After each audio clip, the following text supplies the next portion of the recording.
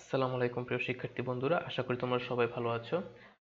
আজকে আমরা নবম শ্রেণীর সাধারণ গণিত বিষয়ে প্রথম যে অ্যাসাইনমেন্টটি দেওয়া হয়েছে বোর্ড থেকে সেটি নিয়ে আলোচনা করব। তাহলে শুরু করা যাক। এখানে তোমরা দেখতে পাচ্ছ আহ, মোট 3টি সৃজনশীল প্রশ্ন এবং 4টি সংক্ষিপ্ত প্রশ্ন দেওয়া হয়েছে, যেখানে প্রথম অধ্যায় এবং 16 নম্বর অধ্যায় থেকে প্রশ্নগুলোকে সাজানো হয়েছে। তো একদম প্রথমে যে সংক্ষিপ্ত প্রশ্নটি আছে সেটা হচ্ছে 0.6 ইন্টু 0.9 সমান কত। এখানে খেয়াল রাখতে হবে এটা কিন্তু আবৃত দশমিক ভগ্নাংশ। তো এটা সলভ আমরা কিভাবে করব? প্রথমেই আমাদের যেটা করতে হবে সেটা হচ্ছে এটাকে সাধারণ ভগ্নাংশে পরিণত করতে হবে। তাই আমরা 0.6কে সাধারণ ভগ্নাংশে রূপান্তর করব। সেজন্য আমরা 6 থেকে 0 বিয়োগ দিব, কারণ এখানে শুধু 6-এর উপরেই এই পৌনঃপুনিক চিহ্নটি আছে। যেহেতু আর কোনো সংখ্যা এখানে নাই, তো এখানে আমরা 0 বিয়োগ দিব এবং একটি সংখ্যার উপর পৌনঃপুনিক চিহ্ন থাকার কারণে এটিকে একটি 9 দিয়ে ভাগ দেব। তাহলে আসতেছে 6/9। সেম ওয়েতে 0.9 এটার উপর পৌনঃপুনিক চিহ্ন আছে, তো 9 - 0 ভাগ 9 সমান 9/9। এবার আমরা গুণটা করে ফেলি। 0.6 ইন্টু 0.9 সমান, এই মানগুলো বসিয়ে ফেলবো। 6/9 ইন্টু 9/9। তো খেয়াল করে দেখো 9 এখানে কাটা যাবে, আর 6/9 যদি আমরা 3 দিয়ে কাটি, উপরে 2 থাকবে, নিচে 3 হবে। দ্যাট মিন্স এখানে 2/3 হচ্ছে অ্যান্সার। তো এটাই তোমার নির্ণয় গুণফল। তারপর 2 নম্বর যে প্রশ্নটি দেওয়া ছিল সেটি হচ্ছে 32 সমস্ত 37/21 এর আবৃত দশমিকের প্রকাশিত মান কত। তো আমরা এটা দেখি। এখানে প্রথম যে কাজটি করতে হবে সেটি হচ্ছে এটাকে আমরা মিশ্র ভগ্নাংশ থেকে একটি সাধারণ ভগ্নাংশে পরিণত করব। সেটা হচ্ছে তোমরা এটা দিয়ে এটা প্রথমে গুণ করবা, তারপর এই 21 যোগ করবা, তাহলে পেয়ে যাবা 1205 আর নিচে 37। দেন আমরা 37 দিয়ে এই 1205কে ভাগ করব। তো তোমরা তো সবাই ভাগ পারো আশা করি। সো এখানে 3 দিয়ে আমরা হিসাব করলাম, 111 আসলো। এরকম করতে করতে একসময় দেখবে 21 আসছে। দেন আমরা দশমিক দিয়ে একটি শূন্য নামাবো। শূন্য দেওয়ার পরে 37 গুণ করলে 185 আসবে। দেন 25 নামবে, আবার শূন্য যোগ করবা। সেম ভাবে করতে করতে দেখবে এখানে 5, 6, 7 এসেছে। একটি সময় যে দেখো আবার 21 চলে এসেছে, 21। ঠিক আছে? তো আমরা কিন্তু একটু আগে 21 পেয়েছিলাম, যেটা আবার চলে আসলো। যেহেতু 21 আবার চলে আসছে, তো তার মানে কি আমার আবার সেই আগের প্রসেসগুলো কিন্তু আবার করতে হচ্ছে। আবার আমি শূন্য নামালাম, আবার 5 দিয়ে গুণ করলাম, 37 চলে আসলো 185। সেম ওয়েতে দেখো করতে করতে একসময় আবার 21 চলে আসছে। তার মানে কি? তার মানে হচ্ছে এটাতে বারবার এই 21 আসতেই থাকবে। আর এটার মানে হচ্ছে এই ভাগফলও কি বারবার রিপিট হবে। যেমন 567 567 যদি আমি আরো করতাম, আবার এই 567ই চলে আসতো। তার মানে এটি চলতেই থাকবে অনন্তকাল। এই জন্যই আমরা এই ভগ্নাংশ মানে ভাগফলগুলোকে সহজে প্রকাশ করার জন্য আবৃত দশমিকের আশ্রয় নিই। তো এটার ভাগফলটা হবে এরকম যে 3.567 567, এটা চলতেই থাকবে। সো এটাকে আমরা সংক্ষেপে কিভাবে প্রকাশ করব?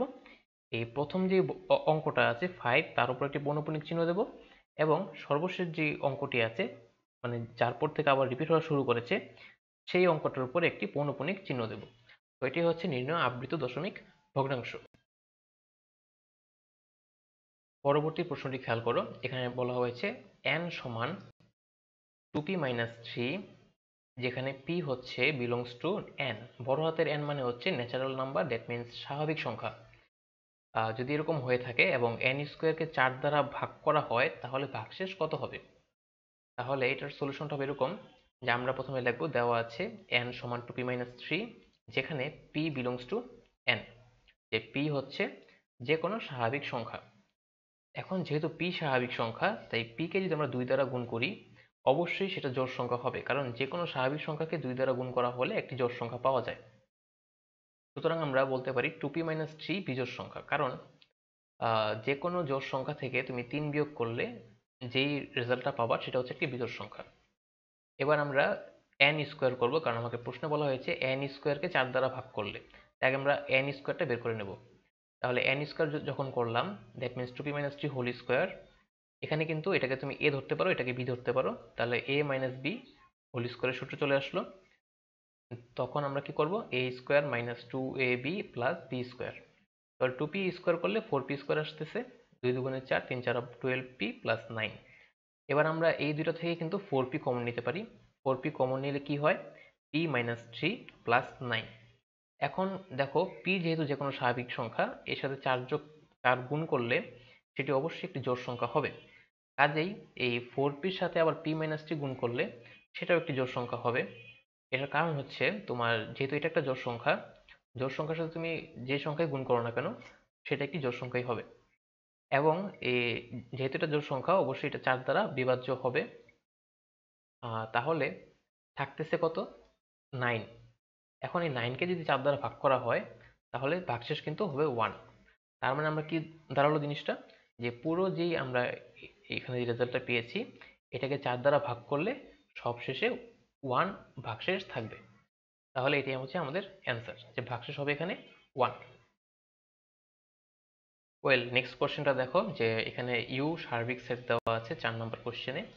2 3 4 5 6 7 9, এ এর মান হচ্ছে 2 4 6 এবং বি এর মান হচ্ছে 3 5 7। তাহলে বের করতে হবে এ পূরক ইন্টারসেকশন বি, বা এ পূরক ছেদ বি সমান কত।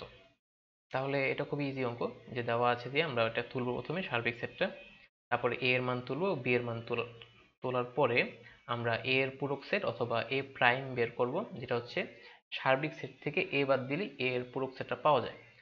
তো সার্বিক সেটের যে মানটা সেটা বসাও এবং সেখান থেকে এ বিয়োগ করো। তো দেখো এখানে বিয়োগ করার সময় খেয়াল রাখবে যেগুলো ওখানে আছে সেগুলো বাদ যাবে। দ্যাট মিনস 2 4 6 কিন্তু বাদ যাবে, থাকতেছে 3 5 7 9। আবার এ পূরক ইন্টারসেকশন বি করলে আমরা এ পূরকের মান পেয়েছি এটা বসালাম, আর বি এর মান হচ্ছে 3 5 7। এটা যদি বসাই, দেখো এখানে কমন আছে কি কি, 3 5 7, এটা দুই জায়গায় কমন আছে। তো এটাই হচ্ছে অ্যান্সার। নেক্সট কোশ্চেনে যাই। এবার সৃজনশীল প্রশ্ন দেওয়া হয়েছে একটা, এটা হচ্ছে তোমাদের সেট অফ ফাংশন অধ্যায় থেকে দেওয়া। বলা হয়েছে function of x x cube plus K x square minus 4x minus 12 হলে এবং জি অফ এ যদি এরকম একটা ফাংশন দেওয়া থাকে। ক নম্বর প্রশ্ন হচ্ছে x বিলংস টু n, মানে x যে কোনো স্বাভাবিক সংখ্যা হবে, তাহলে এক্স স্কোয়ার 3 থেকে বড় হবে এবং এক্স কিউবের মান 30 এর সমান বা তার থেকে ছোট হবে। তো এটা হচ্ছে একটি সেট। এখন এই সেটেরকে তুমি তালিকা পদ্ধতিতে প্রকাশ করবা।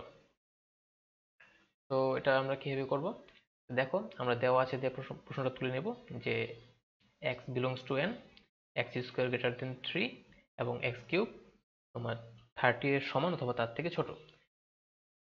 n বলতে আমরা কি বুঝি, যে কোনো স্বাভাবিক সংখ্যা, যেমন 1 থেকে শুরু করে অসীম পর্যন্ত। তো এটা আমরা এখানে লিখে ফেললাম। এবার আমরা প্রত্যেকটা মান ধরে ধরে চেক করব যে কোনগুলোর জন্য এই শর্তটা প্রযোজ্য হয়। তাহলে দেখো x সমান যদি 1 ধরি, তাহলে এক্স স্কোয়ার দাঁড়াচ্ছে কত, 1 স্কোয়ার সমান 1। এটা কি 3 থেকে বড়, না, এই জন্য আমরা এটা কাটা চিহ্ন দিয়ে ফেলেছি এখানে, মানে 3 থেকে বড় না। এবং এক্স কিউব যদি করো, মানে 1 এর কিউব করো, তাহলে আসতেছে 1 যেটা 30 থেকে ছোট, তাহলে এটা এই শর্ত ফিল আপ করতেছে। আবার এক্স সমান 2 হলে এক্স স্কোয়ার সমান 4, এটা 3 থেকে বড়, ঠিক আছে, এবং এক্স কিউব করলে 8 হয়, এটাও 30 থেকে ছোট, এটাও ঠিক আছে, মানে এটা দুটো শর্তই ফিল আপ করছে।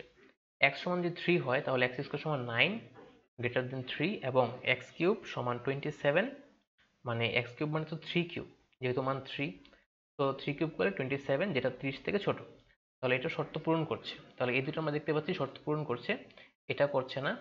এবার আসি এক্স সমান 4 করলে কি হয়, যে এক্স স্কোয়ার সমান 16, এটা 3 থেকে বড়, ঠিক আছে, এবং এক্স কিউব সমান 64, মানে 4 এর কিউব করলে 64 হবে। তো এটা এই জায়গায় একটুখানি তোমার ঠিক করে নাও, এটা 30 হবে, যে এটা তোমার 30 থেকে ছোট না। তার মানে 4 কিন্তু শর্ত পূরণ করছে না। তুমি যদি এরপরে 5 নাও 6 নাও, তারা সবাই দেখবে এই শর্তটা পূরণ করবে না। দ্যাট মিনস ওই মানগুলো আমার এই সেটের অন্তর্ভুক্ত না। তাহলে এই সেটের অন্তর্ভুক্ত হচ্ছে শুধু 2 এবং 3। তাহলে নির্ণেয় সেট সমান 2, 3।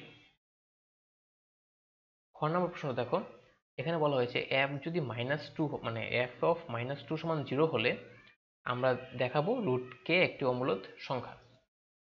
তো আমরা প্রথমে যেটা প্রশ্নে বলা ছিল যে f অফ x সমান x cube plus K x square minus 4x minus 12, এটা আগে তুলবো।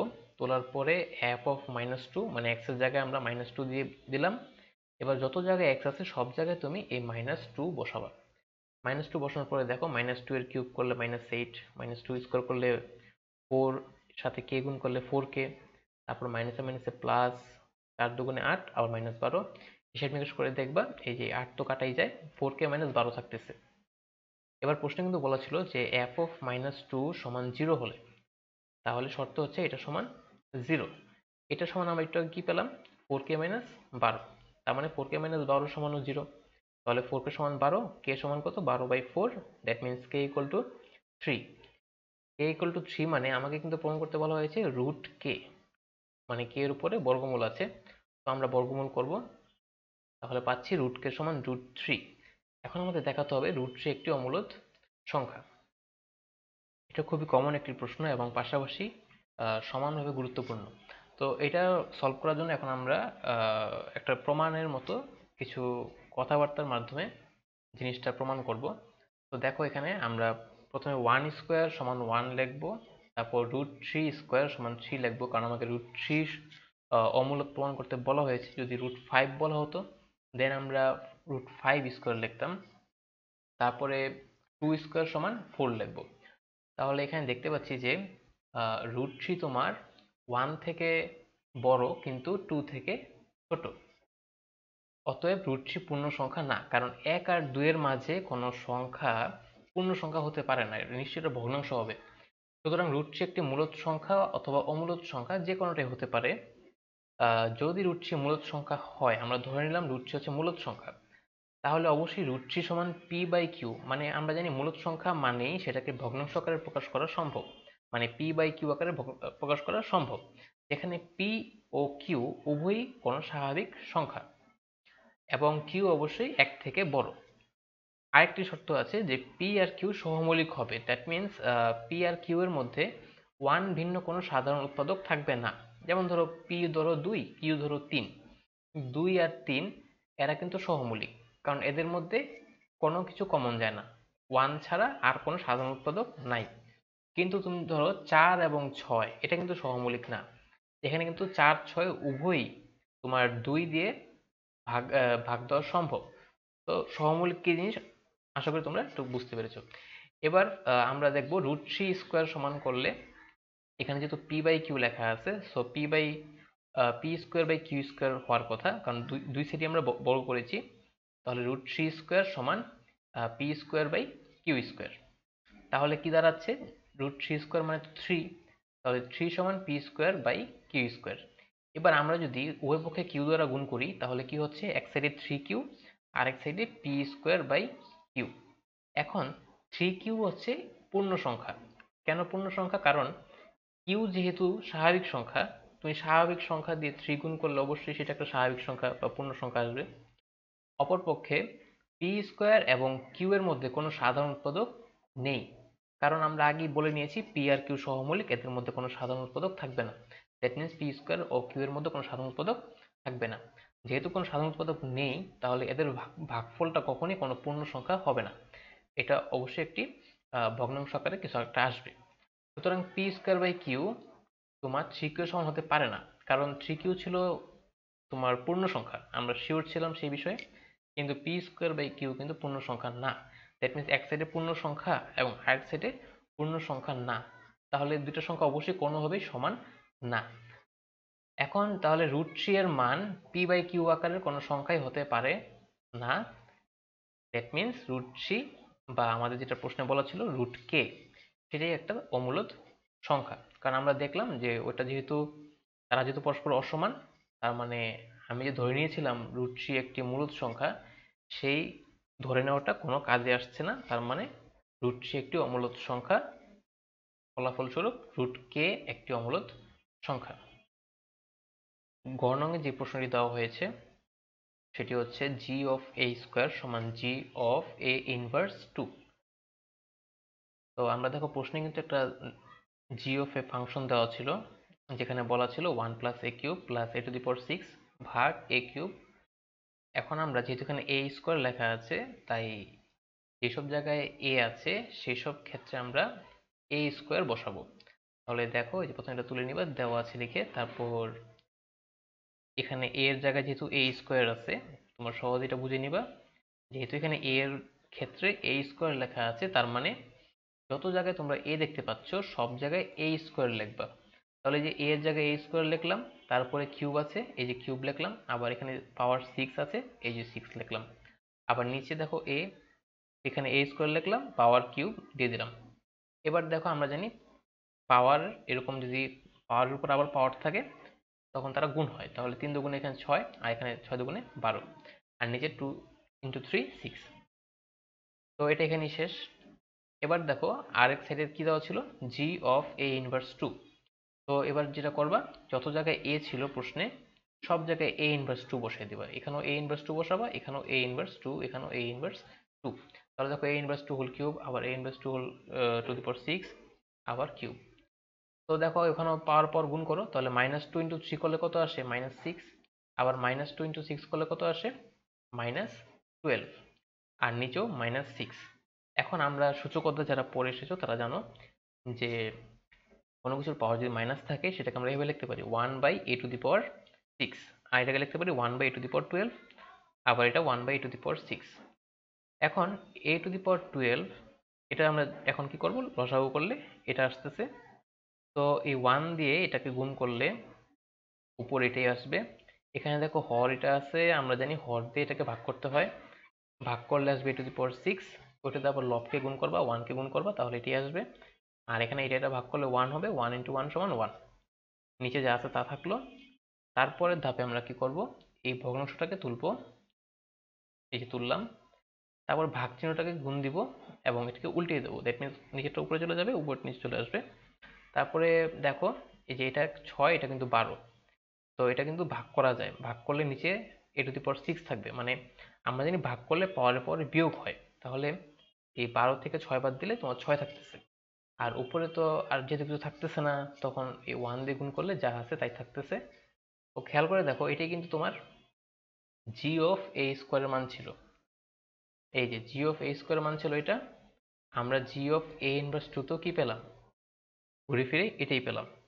তার মানে আমাদের যে প্রমাণটা করতে বলা হয়েছে সেটা কিন্তু সার্থক। পরবর্তী যে প্রশ্নটি আছে সেটি একটু জটিল। এটি পরিমিতি অধ্যায় 16 নম্বর থেকে দেওয়া হয়েছে। তো এখানে তোমরা দেখতে পাচ্ছ একটি অনিয়মিত আকৃতির বহুভুজ দেওয়া আছে, যেটা আমরা দেখতে পাচ্ছি বৃত্ত, বা একটু পরে দেখবে এটা ট্রাপিজিয়াম বা বর্গ, বিভিন্ন আকৃতিতে শেপিং যে শেপগুলো আছে সেগুলো এখানে অন্তর্ভুক্ত করা আছে। তো এটা সলভ করার জন্য এখানে দেখো সবগুলা বাহুরই মান কিন্তু দেওয়া আছে, এগুলোর সাহায্যে আমরা এই প্রশ্ন সলভটা করব। তো এটার শিরোনাম তোমরা লিখবে, এখানে শিরোনামটা দেওয়া আছে একদম ওভার পেজে, এই শিরোনামটা। আর উপরের যে ম্যাথটা আমরা করলাম এতক্ষণ সেটার জন্য শিরোনাম দেবা বাস্তব সংখ্যা সেট অফ ফাংশন। তো এখন আমরা দেখি এখানে প্রশ্নটা কি আছে। প্রথম প্রশ্ন বলা হয়েছে বিসি এর দৈর্ঘ্য বের করতে বলা হয়েছে। তাহলে চিত্র থেকে দেখা যাচ্ছে এই হচ্ছে বিসি বাহু, আমাদের এই বাহুটির দৈর্ঘ্য বের করতে হবে। এখন একটু খেয়াল করলে দেখবা, যদি আমি এখান থেকে একটা লম্ব অঙ্কন করি তাহলে এটি একটা ত্রিভুজ হয়ে যাচ্ছে, যেটা আমরা বলতে পারি সমকোণী ত্রিভুজ, কারণ এই কোণটি হবে তখন 90 ডিগ্রি। এবং সমকোণী ত্রিভুজ মানেই আমি যদি এই বাহু এবং এই বাহুর মানটা জানতে পারি তাহলে এই বাহুর মানটাও বের করতে পারবো। দ্যাট মিনস এটা হচ্ছে অতিভুজ হয়ে যাবে, এটার মানটা বের করতে পারবো। এবং এই ঠিক এই মেকানিজমটা কাজে লাগিয়ে আমরা এখানে বিসি বাহুর মানটা নির্ণয় করব। তাহলে দেখো আমরা সি থেকে এবি বাহুর উপর একটি লম্ব টানবো যার নাম দেওয়া হবে সিএন, এবং ডি থেকে সেম ওয়েতে এজি বাহুর উপর একটি লম্ব টানবো যার নাম দেওয়া হবে ডিএম।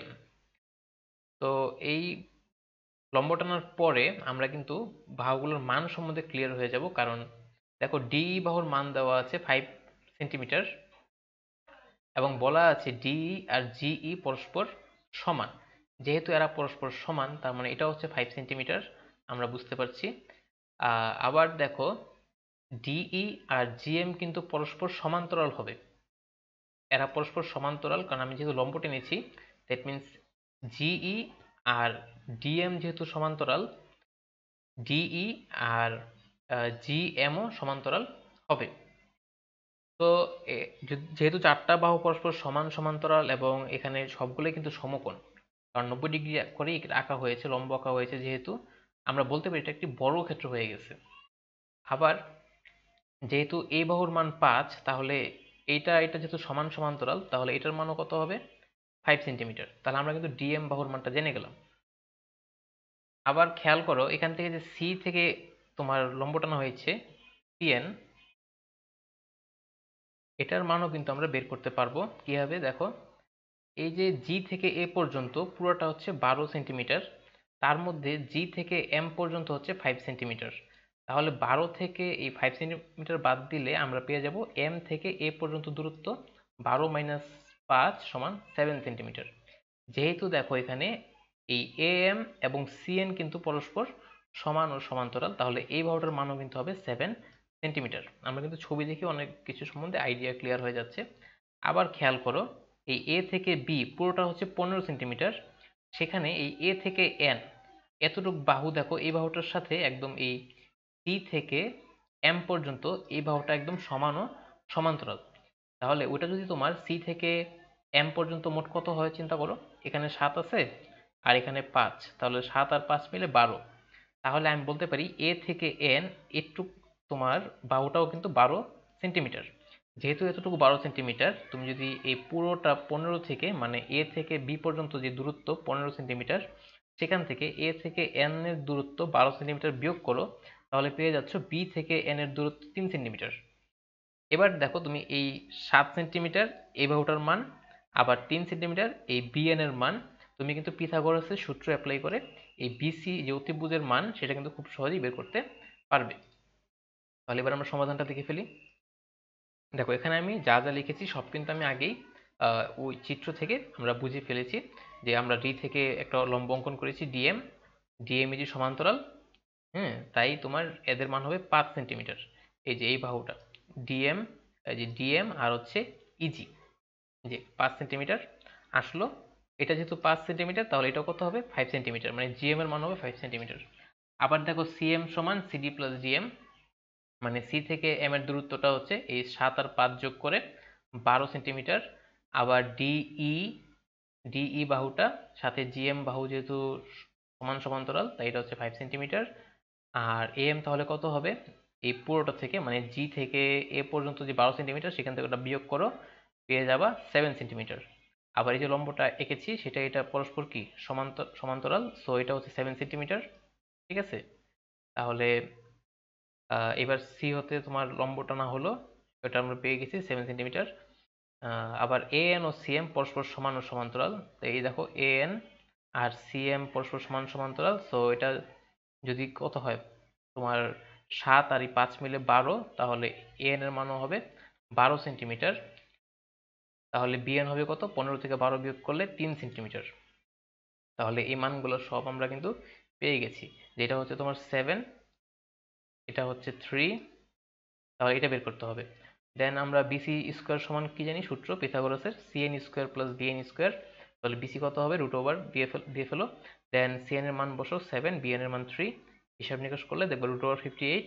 এটাকে তোমরা ক্যালকুলেটরে মান বসালেই চলে আসবে 7.616 সেন্টিমিটার। তো এই ছিল ক নাম্বারটা। এবার দেখো খ নম্বর যে প্রশ্নটা আছে, এখানে বলা হয়েছে ইএফজি অর্ধবৃত্তের পরিধি কত? ইএফজি অর্ধবৃত্ত। তাহলে এখানে খেয়াল করো, এই যে ছবিটা দেখতে পাচ্ছ তোমরা, এখানে এই যে ই এফ জি, এতটুকু হচ্ছে এই বৃত্তটার অর্ধেক, এই জন্য এতটুকু বলা হচ্ছে অর্ধবৃত্ত, এটার পরিধি বের করতে হবে। এখন আমরা একটা বৃত্তের পরিধি সূত্র জানি 2πr, সেটাকে 2 দ্বারা ভাগ করলে কিন্তু অর্ধবৃত্তের পরিধি পেয়ে যাব। তো আমাদের যে মানটা জানা দরকার সেটা হচ্ছে জাস্ট ব্যাসার্ধ, আর এর মান, আর হচ্ছে এখানে ব্যাসার্ধ। তাহলে আমরা আর এর মান বের করে কিন্তু খুব সহজেই এটা বের করতে পারি। তাহলে দেখো এখানে যে চিত্র হতে বৃত্তটার ব্যাস কত, জি সমান 5 সেন্টিমিটার। এই দেখো জি থেকে ই পর্যন্ত দূরত্ব, এটা কিন্তু 5 সেন্টিমিটার, এটাই কিন্তু বৃত্তের ব্যাসার্ধ। তো আমরা আর এর মান জানি, তাহলে বৃত্তের পরিধি কি, সরি একটু একটু সমস্যা হয়েছে এখানে। দেখো ব্যাসার্ধ তোমার হচ্ছে ব্যাসের অর্ধেক, এখানে জি হচ্ছে বৃত্তের ব্যাস, জি হচ্ছে বৃত্তের ব্যাস। তো আমরা ব্যাসার্ধ বের করতে হলে এটাকে 2 দ্বারা ভাগ করতে হবে। তাহলে 5/2 করলাম, চলে আসলো 2.5 সেন্টিমিটার। এবার বৃত্তের পরিধি সূত্র আমরা কি জানি, 2πr।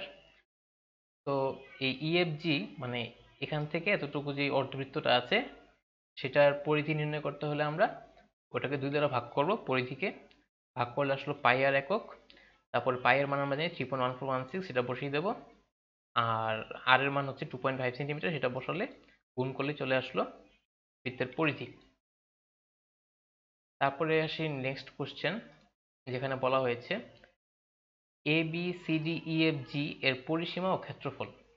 তাহলে পরিসীমা মানে আসলে তোমার এটার যেই একটা বহুভুজের যে চতুর্দিকের যেই সীমানাটা, দৈর্ঘ্যটা, সেটা বের করতে পারলে কিন্তু পরিসীমা বের হয়ে যায়। তাহলে এখানে পরিসীমা বের করতে গেলে আমাদের জাস্ট কি করতে হবে, আমাদের একদম শুরু করে এখানের যা যা দেখতে পাচ্ছি আমরা সবগুলা যদি আমরা যোগ করে দিতে পারি তাহলে কিন্তু আমরা পরিসীমা পেয়ে যাব। এই যে এখানে সব যদি যোগ করে দিতে পারি তাহলে কিন্তু পরিসীমা পেয়ে যাব, এবং আমরা কিন্তু সবগুলা মানই ইতিমধ্যে জেনে গেছি। তো পরিসীমা বের করতে কোনো অসুবিধা হবে না। কিন্তু ক্ষেত্রফল বের করার সময় খেয়াল রাখতে হবে ক্ষেত্রফলের জন্য আমরা এখানে কি কি পাচ্ছি। দেখো এখানে এই যে তোমার এ বি সি এম, এটা কিন্তু একটি ট্রাপিজিয়ামের মতো দেখা যাচ্ছে। আবার ডি ই জি এম এটা হচ্ছে একটি বর্গ। আবার ই এফ জি হচ্ছে একটি অর্ধবৃত্ত। তো এই তিনটা জিনিসের যদি আমরা হিসাব করতে পারি তাহলে কিন্তু আমরা এই পুরোটার ক্ষেত্রফলটা পেয়ে যাব। তাহলে শুরুতে আমরা এটার পরিসীমাটা বের করে ফেলি। তো আমরা যে মানগুলো ইতিমধ্যে পেয়ে গেছি সেগুলো লিখে ফেললাম। এ বি 15, বিসি যার যার মানগুলা এখানে তুলে ফেলবো। তাহলে এখানে এই এ বি বিসি সিডি, তারপর ডিই আর ইএফজি পরিধি, জি এ সবগুলো মান বসালাম। তারপর এ বি সি ডি এফ জির পরিসীমা কি, জাস্ট এই সবগুলো মান তুমি যোগ করে দাও তাহলেই চলে আসবে এর পরিসীমার মান। কিন্তু যখন ক্ষেত্রফল বের করতে যাব তখন আমাকে কিন্তু এই এ বি সি এম এটা কিন্তু একটি ট্রাপিজিয়াম, কারণ আমরা জানি ট্রাপিজিয়ামে দুইটা বাহু সমান্তরাল থাকে। দেখো এখানে সি এম এই বাহুটা আর এ বি এই বাহুটি সমান্তরাল, আর কোনো বাহু কিন্তু সমান্তরাল না। তো এটা হচ্ছে ট্রাপিজিয়ামের শর্তটা থাকে যে সমান্তরাল থাকবে। আর হচ্ছে তোমার এটা হচ্ছে একটা অর্ধবৃত্ত ইএফজি, এটার হিসাব করতে হবে। আর এই যে দেখতে পাচ্ছি ডিইজিএম মাঝখানের জায়গাটুকু, এটা কিন্তু একটি বর্গক্ষেত্র হয়ে গেছে, কারণ এর চারটা বাহুই সমান এবং সমান্তরাল, প্রত্যেকটা কোণই সমকোণ। তাহলে আমাদের কিন্তু মেইনলি এই ট্রাপিজিয়ামের ক্ষেত্রফল, এই বর্গক্ষেত্রের ক্ষেত্রফল আর এই অর্ধপরিধির মান, এই তিনটা অর্ধপরিধি বলতে এই অর্ধপরিধির ক্ষেত্রফল, তো এই তিনটা যোগ করতে পারলেই আমি কিন্তু পুরোটার ক্ষেত্রফল পেয়ে যাব। এভাবে কিন্তু অনিয়মিত আকৃতির যে বহুভুজগুলো আছে এদের ক্ষেত্রফল বের করতে হয়, পার্ট পার্ট করে তুমি সব করবা। তো এখন প্রথমে ট্রাপিজিয়ামের ক্ষেত্রফল বের করে ফেলি। ট্রাপিজিয়ামটার নাম কি, এ বি সি এম। তো এটার ক্ষেত্রফল হবে হাফ ইন্টু সমান্তরাল বাহুদের যোগফল। এখানে সমান্তরাল বাহু বলতে হচ্ছে A B R C M, into উচ্চতা। উচ্চতা মানে এ এম, মানে এ থেকে এম হচ্ছে এখানে উচ্চতা, তুমি চাইলে সি থেকে এনও লিখতে পারো, কোনো সমস্যা নেই। তারপর মানগুলা বসাও, চলে আসবে এবিসিএম এর ক্ষেত্রফল। আবার দেখো ডিইজিএম, ডিইজিএম একটি বর্গক্ষেত্র। দেখো যে ডিইজিএম এটা হচ্ছে একটি বর্গক্ষেত্র। সো এটার ক্ষেত্রফল কি হবে, যে কোনো এক বাহুর উপর বর্গ। তাহলে আমরা ধরলাম ডিই বাহুর বর্গ, ডি এর মান হচ্ছে 5 সেন্টিমিটার, সো বর্গ করলে 25 বর্গ সেন্টিমিটার চলে আসছে। আবার দেখো খ হতে আমরা জানতে পারি যে ইএফজি বৃত্তের ব্যাসার্ধ, মানে এই যে ইজি আছে যে ব্যাস, এটার অর্ধেক হচ্ছে তোমার 2.5 সেন্টিমিটার। তো আমরা জানি বৃত্তের ক্ষেত্রফল হচ্ছে পাই/আর স্কোয়ার। যেহেতু এখানে আমাদের অর্ধবৃত্ত লাগবে, মানে ইএফজি শুধু এতটুকু লাগবে, বাকি বাকি অর্ধেক লাগবে না, কারণ বাকি অর্ধেক কিন্তু আমি অলরেডি হিসাব করে ফেলেছি বর্গক্ষেত্রের ভিতরে, এই জন্য বাকি অর্ধেক লাগছে না, আমাদের উপরের অর্ধেকই জাস্ট লাগবে। তো এটা আমরা কি করব, পুরোটার যে ক্ষেত্রফল সেটাকে 2 দিয়ে ভাগ করব। তো পাই/আর স্কোয়ার ভাগ 2 বর্গ সেন্টিমিটার সমান পাই এর মান বসাও, আর এর মান বসাও, স্কোয়ার দাও, চলে আসবে এত বর্গ সেন্টিমিটার।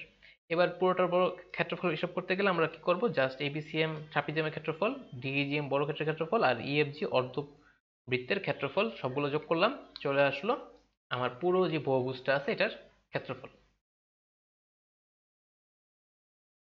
পরবর্তী যে ম্যাথটি দেওয়া আছে এখানে দেখতে পাচ্ছি একটি সুষম বহুভুজ আঁকা হয়েছে এবং এটা থেকে প্রশ্ন করা হয়েছে। প্রথম প্রশ্ন হচ্ছে ত্রিভুজ OPQ এর ক্ষেত্রফল। দেন এখানে দেখো যে OPQ মানে এই ত্রিভুজটা OPQ এটার ক্ষেত্রফল বের করতে হবে। তো এটা আসলে বেশি তেমন কঠিন না, কারণ সুষম বহুভুজের ক্ষেত্রফল বের করতে হলে আমাদের জাস্ট একটা ত্রিভুজের ক্ষেত্রফল বের করলেই কিন্তু করা যায়। তো এখন আমাদের প্রথম যে ত্রিভুজটা আছে OPQ এটার ক্ষেত্রফল বের করতে হবে। এখানে দেখো একটা বাহুর মান দেওয়া আছে OP সমান 4 সেন্টিমিটার। তো এগুলাতে তোমার সবগুলা বাহুই কিন্তু সমান সুষম বহুভুজের। এই যে শীর্ষবিন্দুগুলো দেখতে পাচ্ছ, যেগুলোতে শীর্ষবিন্দু, এই সবগুলো শীর্ষবিন্দুর দূরত্ব কেন্দ্র থেকে সমান হয়। দ্যাট মিনস এখানে এই O থেকে সবগুলো বিন্দুর দূরত্ব কিন্তু 4 সেন্টিমিটার করেই হবে। একটু ভালো করে লক্ষ্য করলে দেখবা এখানে বাহুর সংখ্যা হচ্ছে 8টি। দ্যাট মিনস এটি কিন্তু একটি অষ্টভুজ, সুষম অষ্টভুজ, এবং 8টি বাহুর কারণে ওর কিন্তু ত্রিভুজের সংখ্যাও এখানে 8টি আছে। তাই আমাদের একটি ত্রিভুজের যদি ক্ষেত্রফল বের করতে হয়, যেমন ধরো OPQ ত্রিভুজের ক্ষেত্রফল, আমাদের একটি সূত্রের সাহায্য নিতে হবে। সূত্রটি হচ্ছে এরকম: half half a square sine theta, half a square sine theta. এখানে এই এ হচ্ছে যে কোনো একটা বাহুর দৈর্ঘ্য, আর থেটা হচ্ছে এই ত্রিভুজের জন্য তোমার কেন্দ্রে উৎপন্ন কোণ, মানে এই কোণটার মান হচ্ছে থেটা। আমাদের এই কোণটার মানও বের করতে হবে। আর এ হচ্ছে যে কোনো বাহুর দৈর্ঘ্য। সো সব বাহুর দৈর্ঘ্য তো সমানই, 4 সেন্টিমিটার করে, আর এটাকে হাফ দিয়ে তোমার গুণ দিতে হবে। এখন আমরা এই কেন্দ্রে উৎপন্ন কোণটা কিভাবে বের করবো? আমরা জানি একটা বৃত্তের কেন্দ্রে কিন্তু ওভারঅল কত ডিগ্রি? 360 ডিগ্রি। এখানে যেহেতু ত্রিভুজ হয়েছে 8টা, তাই শুধু এই কোণটা মানে থেটা কোণের মান বের করার জন্য আমাদের কি করতে হবে? পুরো 360 ডিগ্রিকে 8 দ্বারা ভাগ করতে হবে। তো এই কাজটা এখন আমরা করব। দেখো এটা সমাধানটা। এই চিত্রে একটি সুষম অষ্টভুজ দেখানো হয়েছে। এর কেন্দ্র থেটা থেকে, কেন্দ্র ও থেকে, এটা হচ্ছে ও, কেন্দ্র ও থেকে শীর্ষবিন্দুগুলো যোগ করা ফলে এখানে 8টি সমান ক্ষেত্রফল বিশিষ্ট ত্রিভুজ উৎপন্ন হবে। দেখো এখানে মোট 8টা ত্রিভুজ উৎপন্ন হবে। এর কেন্দ্র উৎপন্ন কোণ 360 ডিগ্রি, কিন্তু আমার যেটা দরকার থেটা কোণ, এক্স্যাক্টলি POQ কোণটা, সেটার মান আমরা কিভাবে বের করবো? 360কে 8 দিয়ে ভাগ দিব, কারণ মোট এখানে 8টা ত্রিভুজ, ভাগ দিলে আসবে 45 ডিগ্রি। আর OP আর OQ দুইটা বাহু সমান, এদের মান হচ্ছে 4 সেন্টিমিটার। তাহলে ত্রিভুজ OPQ এর ক্ষেত্রফল কি হবে? হাফ ইন্টু, আমি বলেছিলাম a স্কোয়ার সাইন থেটা। তো a স্কোয়ারের বদলে a তো আসলে বাহু, তো দেখো এখানে দুইটা বাহু আছে, তো এটা যদি a ধরো, এটাকেও a ধরো, তাহলে a গুণ করলে কিন্তু a স্কোয়ারই আসছে। তাই আমি দুইটা বাহু গুণ করেছি, OP into OQ। Sine theta বলতে সাইন, এই যে 45 ডিগ্রি পেলাম, সেটা বসাবা। তারপরে দেখো OP এর মানও 4, OQ এর মানও 4 সেন্টিমিটার, আর সাইন 45 এর মান হচ্ছে 1/√2। এই সবগুলো মান বসালে দেখো এখানে কাটাকাটি করে উপরে তোমার দেখো যে 2, তাহলে এখানে 2 হবে না, তাহলে 2 ইন্টু 4, নিচে হচ্ছে √2। তো এই 2কে আবার ভাঙা যায় √2 ইন্টু √2 আকারে, কারণ আমরা জানি দুইটা জিনিসের রুট গুণ করলে তোমার সংখ্যাটা শুধু সংখ্যাটাই থাকবে। যেমন ধরো √2 ইন্টু √2 মানে কি? শুধু 2 ইন্টু 4। এখানে দেখো একটা √2 আবার কি নিচের কাটাকাটি যাবে, থাকতেছে 4√2। এটাই হচ্ছে অ্যান্সার। এবার খ নাম্বারে আসি। খ নাম্বারে বলা হয়েছে সুষম বহুভুজটির ক্ষেত্রফল কত? তাহলে এখানে আমরা যেহেতু একটা ত্রিভুজের ক্ষেত্রফল পেয়ে গেছি, ত্রিভুজ আছে মোট 8টি, তুমি যদি 8টি ত্রিভুজের ক্ষেত্রফল গুণ করে দাও, তাহলে কিন্তু ওভারঅল পুরো সুষম বহুভুজটার ক্ষেত্রফল পেয়ে যাব। তাহলে একটা ত্রিভুজের ক্ষেত্রফল কত? 4√2 বর্গ সেন্টিমিটার, যেটা আমরা কত পেয়েছি। তাহলে অষ্টভুজের ক্ষেত্রফল কত হবে? 8 ইন্টু ত্রিভুজ OPQ এর ক্ষেত্রফল গুণ করলে চলে আসলো উত্তর। নেক্সট কোশ্চেনটা ভেরি ইজি। এটা তোমাদের আসলে অনুধাবনমূলক কোশ্চেন, যে তুমি এই অনিয়মিত আকৃতি ও সুষম বহুভুজের মধ্যে কোনটার ক্ষেত্রফল তোমার কাছে নির্ণয় সহজতর মনে হয়। এটা যে যার মতো লিখতে পারো। তো যেটা হচ্ছে আমরা এই এতক্ষণ অঙ্ক করা থেকে বুঝতে পারলাম যে অনিয়মিত আকৃতির ক্ষেত্রফল নির্ণয়ের ক্ষেত্রে কিন্তু আমাদের বিভিন্ন ধরনের চতুর্ভুজ, যেমন ধরো আমরা বর্গ নিয়ে আলোচনা করেছি, তারপর সমকোণী ত্রিভুজের প্রয়োজন ছিল একটা বাহুর মান বের করার জন্য, তারপর একটা বৃত্তের ক্ষেত্রফল নির্ণয়ের সূত্র দিয়ে আমরা অর্ধবৃত্তের ক্ষেত্রফল নির্ণয় করেছিলাম। এই সব কিছুর সাহায্যে কিন্তু আমরা পরে যোগ করে অনিয়মিত আকৃতির ক্ষেত্রফলটা পেয়েছি। আর সুষম বহুভুজের ক্ষেত্রফল নির্ণয়ের জন্য কিন্তু আমাদের এত কিছু প্রয়োজন ছিল না। জাস্ট আমরা একটা ত্রিভুজের ক্ষেত্রফল বের করতে পারলেই জাস্ট 8 দিয়ে গুণ করে দিয়েছি এবং পুরোটা চলে এসেছিল। তো বুঝতেই পারছো সুষম বহুভুজের ক্ষেত্রফল নির্ণয় অনেক সহজ। তো এই ছিল তোমাদের অ্যাসাইনমেন্ট 1 নাম্বারের যে সলিউশনটা। আমি চেয়েছি তোমাদের একটু সহজ করে জিনিসটা বুঝিয়ে দেওয়ার জন্য, যাতে তোমরা অ্যাসাইনমেন্টগুলো করার সময় একটু বুঝে বুঝে করতে পারো। আশা করি তোমরা সবাই বুঝতে পেরেছো, এবং না বুঝতে পারলে বা কেমন লেগেছে তোমার, এটা তোমরা কমেন্টে জানাতে পারো। এবার অনেকেই তোমরা ওই যে অ্যাসাইনমেন্টের কভার পেজ নিয়ে একটু কনফিউশনে থাকো, তো তোমরা আমি যে একটা ফরম্যাট দেখিয়েছি এটা ফলো করতে পারো। উপরে তোমরা তোমাদের স্কুলের নাম লিখবে, যার যার স্কুলের নাম, তারপর হচ্ছে বিষয় লিখবে, বোর্ড নাম্বার লিখতে পারো, নিচে তোমার নাম বড় করে শ্রেণী রোল নাম্বার লিখবে, শিরোনামটি সুন্দর করে লিখবে, তারপর তোমাদের যার যার নাম শ্রেণী রোল তারিখ এগুলো আবার একটা গুছিয়ে সুন্দর করে লিখবা। মোবাইল নং না দিলেও চলবে, সমস্যা নেই। আর হচ্ছে তোমার এই তত্ত্বাবধানের শিক্ষকের নাম লিখতে পারো, আর স্যারের পদবি লিখতে পারো, আর হচ্ছে যে তারিখে জমা দিচ্ছ সেটা লিখতে পারো।